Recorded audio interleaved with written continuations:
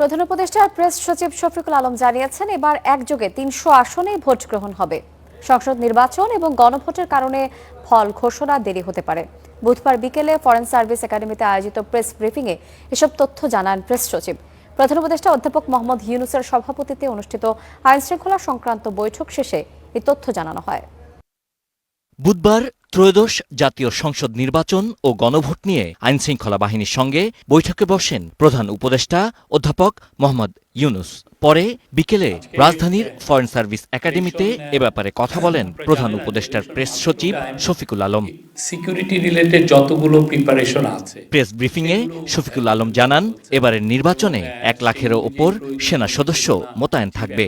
প্রতিটি কেন্দ্রে আইনশৃঙ্খলা বাহিনীর অন্তত ১৫ জন সদস্য নিয়োজিত থাকবে।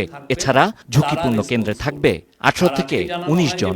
আর্মির তরফ থেকে মোট এই প্রথমবারের মতো ১ লক্ষ সেনাবাহিনীর মেম্বার থাকবেন, যেগুলো গুরুত্বপূর্ণ বা যেখানে আমরা মনে করছি যে এটা ভালনারেবল বা টু এনি রিস্ক, সেক্ষেত্রে এদের সংখ্যা বাড়বে।